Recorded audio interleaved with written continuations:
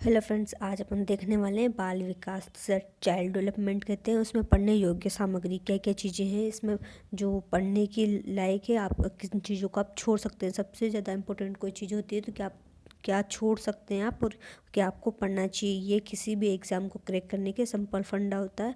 तो यहाँ पर देखने वाले हैं अपन कि आपको इसमें क्या क्या पढ़ना है। खास करके सीटेट के लिए बताया है मैंने कि सीटेट में आपको बाल विकास में क्या क्या पढ़ना है। बहुत लंबा से चैप्टर है ये, कम से कम 30-40 पेज। अगर आप शॉर्ट नोट्स टाइप में पढ़ते हो तो भी आपको पढ़ना पड़ेगा, लेकिन आप इसे 2 या 3 घंटे में आराम से कंप्लीट कर सकते हैं।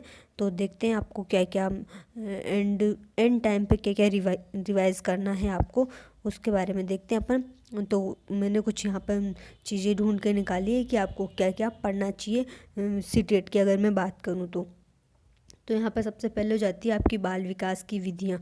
बाल विकास की कुछ विधियाँ होती हैं, उनको आपको देख के जाना है क्योंकि यहाँ पे एग्ज़ाम में पूछी जाती है। जिसे निरीक्षण विधि वॉटसन ने दी थी, उसके अलावा प्रयोगात्मक विधि विलियम वुंट ने दी है। फिर जो आपको पता है टाइडमैन की व्यक्तिगत इतिहास विधि। तो यहाँ पे बाल विकास की विधियाँ हैं फ्रेंड्स, बहुत सारी हैं, कम से कम 8-10 विधियाँ हैं। तो इनको आपको पढ़ के जाना है। अगर आपको लगे कि कोई चीज़ आपके पास नहीं है और आप चाहें तो मुझे बोल देना ताकि मैं उसको बता दूं आपको, ठीक है। बाल विकास के क्षेत्र, वृद्धि व विकास के आयाम, ये भी एक टॉपिक है जो सीटेट में पूछा जाता है। इन दोनों में से सीटेट में पूछा जाता है। मैं यहाँ पर बेसिक सीटेट की बात कर रही हूँ फ्रेंड्स। तो बाल विकास के क्षेत्र, वृद्धि एवं विकास के आयाम में आपका हो जाता है शारीरिक विकास। अभी शारीरिक विकास की अगर मैं बात करूँ तो यहाँ पे क्वेश्चन कैसे आएगा, जैसे कि वो पूछेगा ऊंचाई वृद्धि व विकास के आयाम का कौन सा भाग है, कौन से इसमें आएगा। तो यहाँ पे दे देगा शारीरिक विकास, मानसिक विकास, सामाजिक विकास, ऐसे कुछ 4 आपको ऑप्शन मिलेंगे। फिर यहाँ पर पूछेगा आपसे कि वृद्धि जो है वो किसका पार्ट है, ठीक है। वृद्धि, तो ये वृद्धि किसका पार्ट हो जाएगा फ्रेंड्स, वो हो जाएगा शारीरिक विकास का। ऐसे करके यहाँ पे क्वेश्चन पूछे जाते हैं। आप लास्ट से एड के अगर क्वेश्चन पेपर उठा के देखेंगे तो आपको ऐसे क्वेश्चन बहुत ज़्यादा मिल जाएंगे। तो यहाँ पे आपका हो जाता है जो ये शारीरिक विकास, सामाजिक विकास, नैतिक विकास, भाषा का विकास, मानसिक विकास, संवेगात्मक और सौंदर्यात्मक विकास। जो विकास है इनमें आपको चीज़ें याद रखनी है, जैसे कि शारीरिक विकास में आपकी ऊंचाई, हाइट आ जाएगी आपकी। फिर उसके बाद में भार आ जाएगा।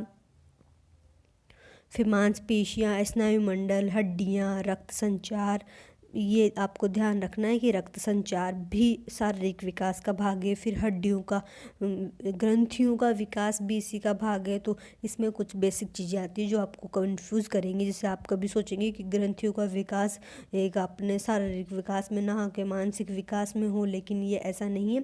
ये बहुत कन्फ्यूजिंग वाली चीज़ें यहाँ पे। फिर संवेगात्मक विकास में आपका जो प्रेम, क्रोध, भय, ऐसी चीज़ें आती हैं। तो उसके बाद में मानसिक विकास की चीज़ें, स्मृति, तर्क, चिंतन। तो इन चीज़ों को आपको, ये बहुत सिंपल है, जिन्हें आप आराम से अगर ठीक से देखें तो 5 मिनट में तैयार कर सकते हैं। इनके आयाम देखने हैं कि ये कौन कौन से आयाम है, ठीक है। नेक्स्ट अपन बात करें, नेक्स्ट वृद्धि एवं विकास में अंतर।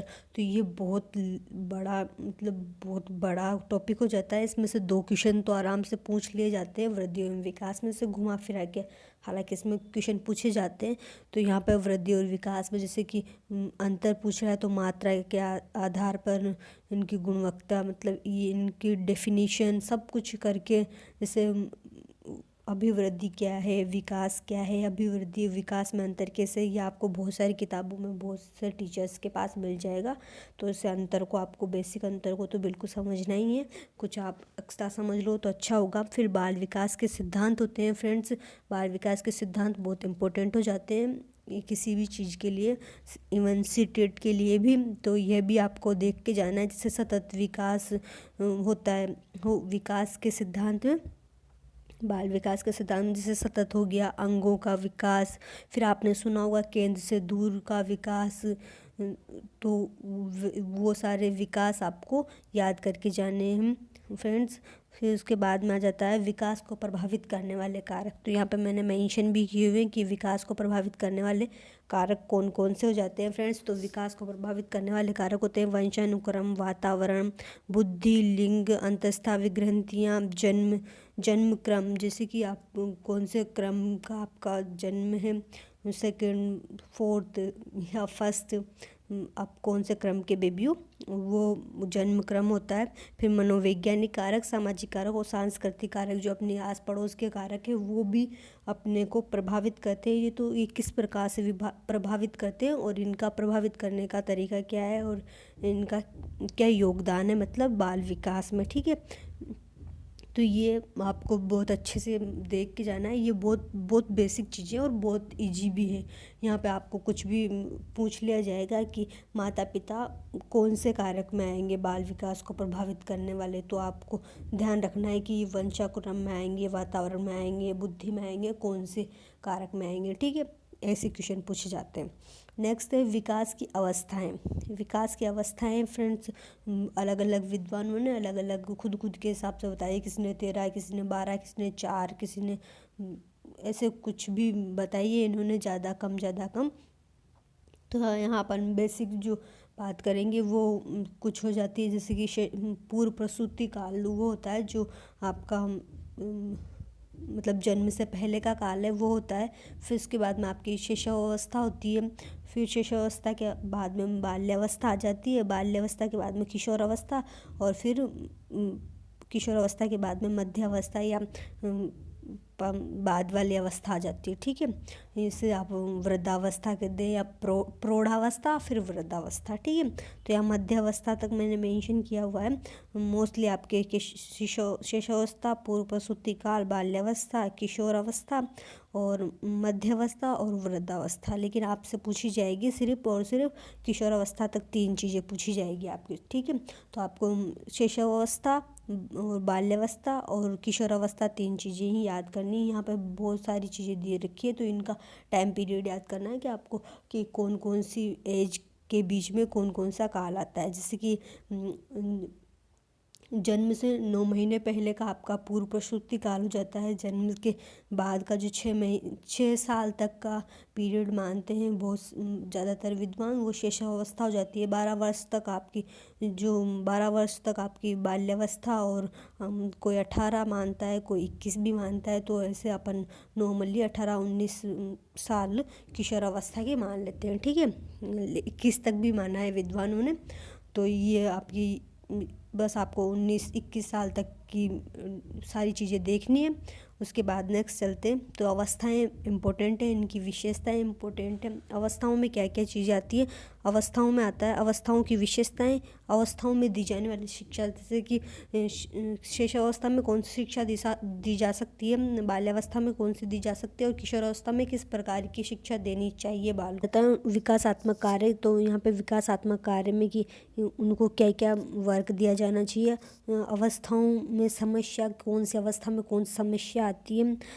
फिर सभी अवस्थाओं में शारीरिक विकास, तो शारीरिक विकास कैसे होता है, जैसे कि बाल्यावस्था में कितना भार रहता है, फिर किशोरावस्था में कितना रहता है, फिर लंबाई कितनी रहती है, वजन कितना। तो हर अवस्था में ये यहाँ पर शारीरिक विकास के जो भी आयाम हैं उनकी क्वांटिटी, क्वालिटी सब कुछ देखनी है आपको। ये CTET के लिए बता रही हूँ मैं, ठीक है।